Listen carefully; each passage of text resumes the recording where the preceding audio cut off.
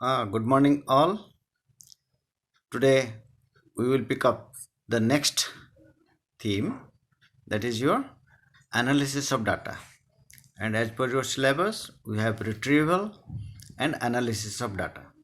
So you must have entered your data, which you will retrieve, and also organized data comes under the data retrieval. Query system is also included in that. So we have analysis of data as the today's topic. So before that, we must know, or as you have already done, that you have collected data from various sources, both primary and secondary. As per your objectives, you have collected data and you have posted it to me also to see. Okay, once you have collected data, the next objective is to extract information on the basis of the data what you have generated. Okay, so it is a systematic process of looking into and examining the data to reach an useful information, to extract useful information. It's a way for the analytical and logical reasoning to gain information for the from the data. So you have to analyze it through different methods, or you can also sequence them logically. What should be the sequential steps to attain that information or get the end result? Research design is aligned with the type of data to be collected and analyzed. So it's a part of your research design. That means while designing your research, you have in your mind how the data will be collected and how it will be analyzed. So these are all to a great extent pre-planned, how to proceed to get the result. Data analysis is the foundation of a scientific research, because if we go on deriving on our own way in a subjective manner, then there will be a lot of bias. So it has to be extracted with certain scientific analysis, that is your statistical analysis, so which is unbiased in nature. Whenever a decision taking process is on, reasoning and analysis by thinking about what happened last time or what will happen by choosing that particular decision are always factored into it. Means you must have that reasoning, that what are the background and what are the what will be the post effect after the decision is taken.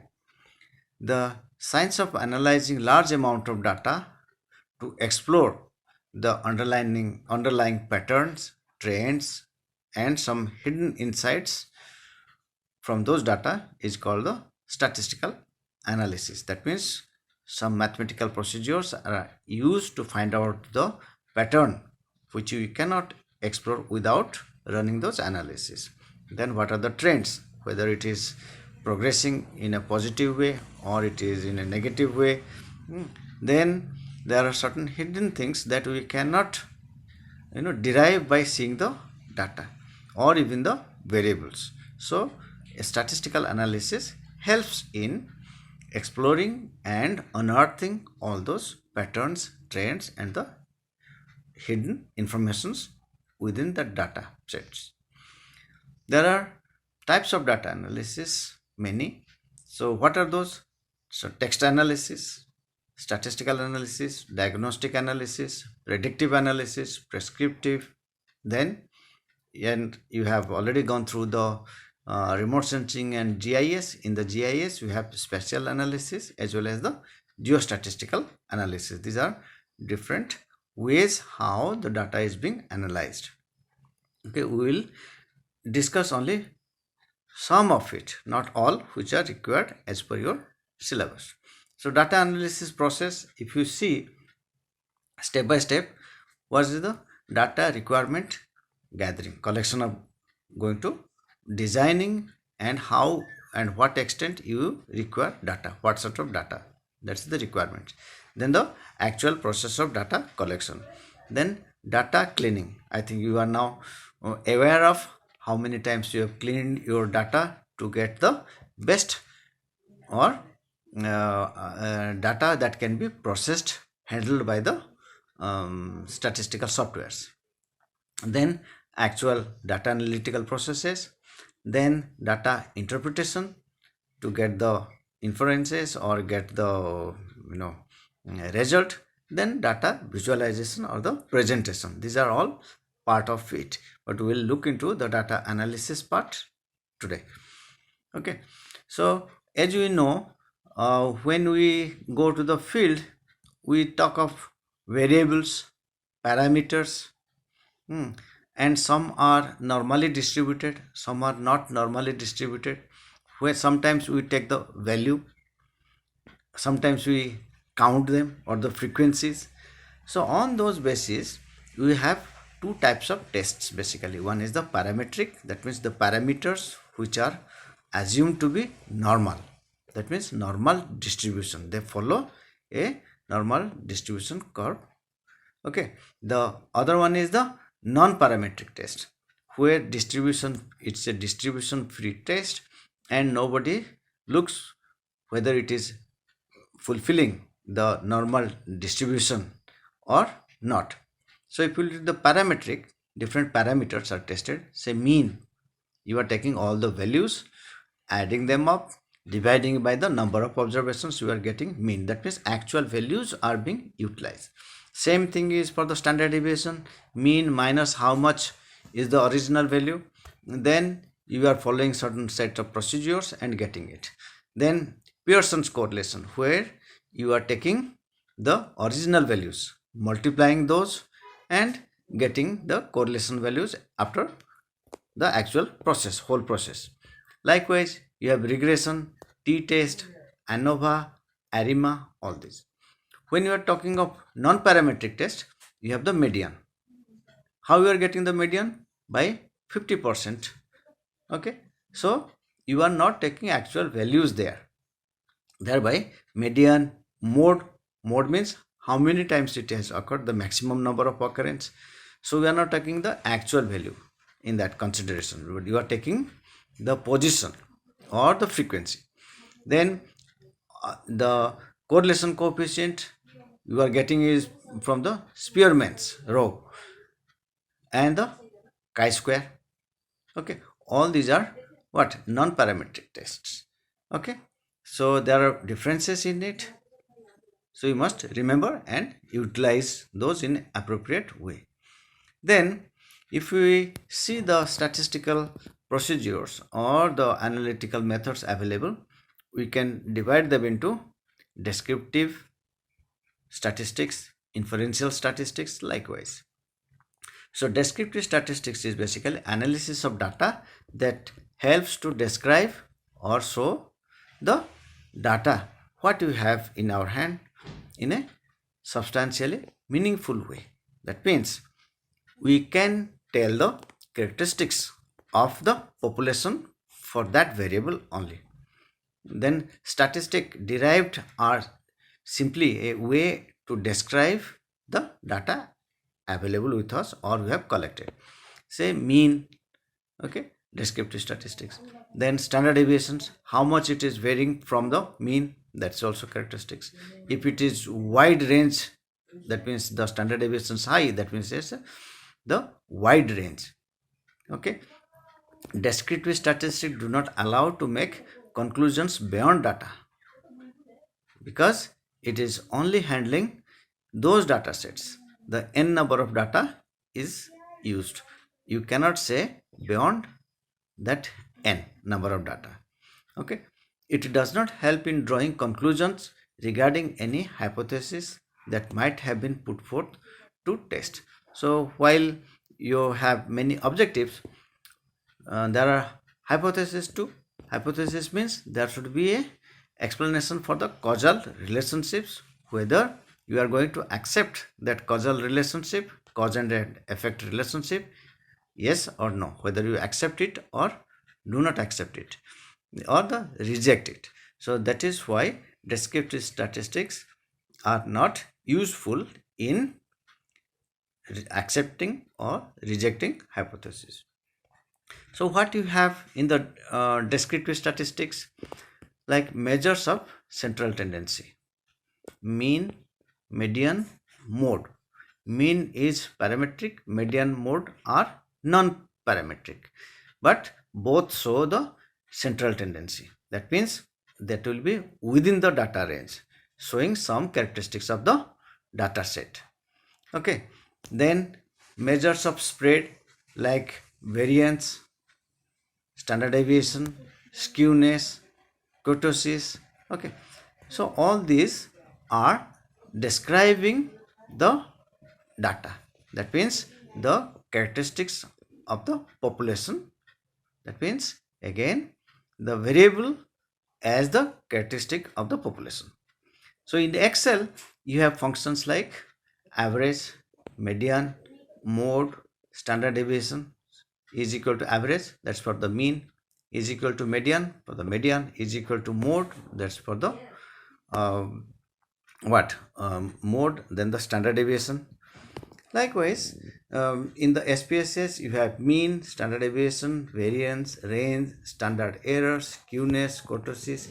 If you see, then you have to open the data analysis pack in the SPSS. So ANOVA, single factor, ANOVA, all these things. Then the highlighted one is the descriptive statistics. Then same thing is also for the SPSS. You have mean, standard deviation, minimum, maximum. Minimum, maximum means it is going to give you the range. It's already there. Then standard error of mean, kurtosis, skewness, like this you have. So all these are what? Part of the descriptive statistics. Okay. Then next one is your inferential statistics. Inferential statistics means you can infer, you can extract some information beyond your data. So interpolation and extrapolation and comparing the different data sets all are allowed and are used to infer beyond data and also to test the hypothesis. Random sample of data taken from a population to describe and infer about the population. Okay, so you can describe the characteristics of the population as well as you can infer about the relationship, infer about their certain characteristics by using inferential statistics. When examination of each member of entire population is not convenient or possible, in that case, what do? We take the inferential statistical methods to find out what are the characteristics or how the about for the total population. That means you have a sample, and on that basis, if you accept the hypothesis, that means it is extendable to the whole population. That means the sample actually represents the entire population characteristics. Then inferences about entire population within a reasonable acceptable level of accuracy. Okay, this is what is the confidence level is there. Testing the hypothesis, 95% confidence level. That means you can rely on the accuracy of the data set. That means this sample data set is actually or reasonably good enough to find out the characteristics of the total population, and it is acceptable up to 95% confidence level. It allows you to draw conclusions based on the extrapolations. You can say you have the regression, you can extrapolate the population projection techniques, so use regression. Okay, so on the basis of the decadal growth, you can extend what will be the population for the 2021. So there are different methods, variants are there, you will understand step by step, but that is also used to infer what will be the population beyond your data set. It's up to 2011, so you can find out, or not find out, you can infer about 2021 population and 2031 population likewise, depending upon what technique you have used, whether you have used arithmetic or you are using exponential techniques. Okay, so you can learn step by step on your own also, or you will be introduced with all these things in your MPhil program. Then quantitative analysis, and there's the inferential statistics. Basically all these are linear models. Okay, so y is equal to a plus bx.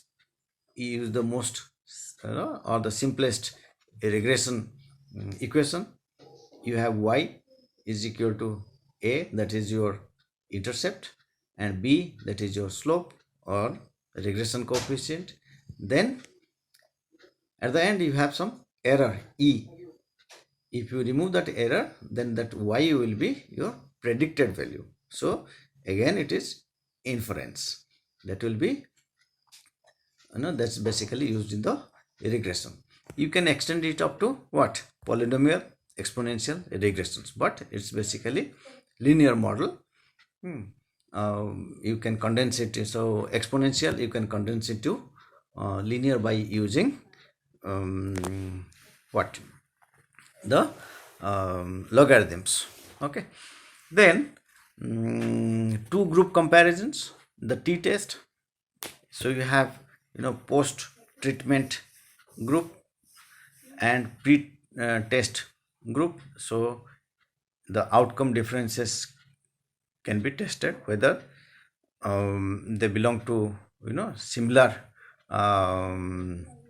similarities or not in the two groups. Okay, then we have factor analysis as a analytical method. It's a data reduction technique, and that is used to statistically aggregate a large number of observed measures or the items into smaller sets of unobserved or the latent variables. Suppose in your field trip you have taken 30-40 variables. Then if you run the factor analysis, it will condense, suppose you have taken 25 variables, those 25 variables into required 5 groups or 4 groups. That means those groups, the variables within that group behave almost in a similar fashion. So in that way you can go for the factor analysis. Then discriminant analysis, it's a classifying technique that aims to place a given observation in one of the several nominal categories based on the linear combination of predictor variables. It seems to be good jargon for you, but it is basically what it does. Suppose you have collected data, say on the base for the male, female, or girl and boys of class 10, class 12, and their educational performance, or suppose you have taken for the states. Then you can find out these two, so boys, girls, what are the norms, who are not in the norms. Okay, so you need to learn all those things at a later stage, not now. For you simple regression, correlation, chi-square, these are enough, but still you should have it in mind. That's why. Then logistic or the logit model, it is to predict the probability of successful outcome by fitting data into a logistic curve. So in that you have what? Success and failure also. So 0, 1, that's your binary. Okay, then time series analysis, it's a technique to analyze time series data or the variables that continually changes with time. Say for your rainfall data you have collected in your assignment number 1, so you can analyze data. Say you were given 50 years data, but in that you have 1901 to 2000 2. You can add data from IMD from 2003 to 2019 also. Okay, so once you have data, then say if you have collected the rainfall data, you can have annual rainfall, then you can analyze the data by making it a time series. You can go for the ARIMA. You have learned in your second semester simple time series analysis by moving average. Okay, moving average 3 years, 5 years, like that, but actually it should be done in a time series analysis, because that is a better approximation, or just a linear model that's good for the analysis. What else we do in our geography maximum? The statistical analytical methods like correlation, correlating two variables, chi-square, the distribution pattern, whether they are similar or not. Then you use the nearest neighborhood analysis, finding out whether the objects or the items or samples are distributed in a cluster way or to a random manner. Then moving average we discussed right now for the time series analysis. Analysis of residuals, that means how much it is away from the mean. That's also important aspect to be studied. Why those higher residuals means varying to a greater extent from the mean. Why that's so? That means negative means lower, positive residuals means towards the higher side. Why are those? Why they are not fitting to the norm? Then the principal component analysis. In that, what it is done, all the layers, or you can say all the variables, are combined to find out maximum variance in the data. So that helps in stretching the variances in the data set, so that they can be further classified into different groups, and their basic controlling factors can be understood. Many things are there which you learn later on. Then what we use, Gini's coefficient and Lorentz curve for the inequality distribution. Then for that you have Excel as well as the SPSS. In the Excel, as is discussed in the previous slide, that you have to activate the data analysis tools. So you have all these: ANOVA, correlation, covariance, descriptive statistics, t-test, f-test, all sampling, regression, all those things. Then in the SPSS, same thing, you have to go for the tool analyze. Then in that you have compare means. Descriptive statistics you have already shown, you have already seen that. Then compare means, general linear models. Then you have correlate, regression, non-linear, classifying. Yes, that's also another technique, classification, as you use in your remote sensing GIS. That's a hierarchical cluster analysis, data reduction in that is there. So many. Okay, so as you go on to the research level, then you will understand or learn step by step this. Then the last one is the data visualization. Once you prepare the data result, prepare the result, so you will go for the data visualization. So there are many techniques which are available. Simple what we use are like what column or the bar graph, line graph, pie chart. Okay, then the area curve, scatter diagram. Then you have the stack, then the surface, donuts, like that. Then the radar, say radar for the monthly rainfall for the 12 months you have, that you can show because it is cyclic in nature. Likewise you can have also the SPSS. For that you have to go for the graphs. In the graphs you can go for the chart builder, and you can select bar, line, area, pie or the polar, then the scatter plot, histogram, high low, then box plot, dual axis. You can have also what, three variable plotting, because it's good enough, or the SPSS provides a lot of facilities in data visualization also. With this, I think we can summarize it. That's the data analysis is basically used to generate valid, reliable information for that particular area, or those, you can say, for that population, whether it is area wise, geographic area wise, or the time series wise, whatever. So at the end, we are getting some sort of information, valid information for your data. Okay, with this, I think we will conclude and we can prepare for the next, that is your report writing. Okay, bye.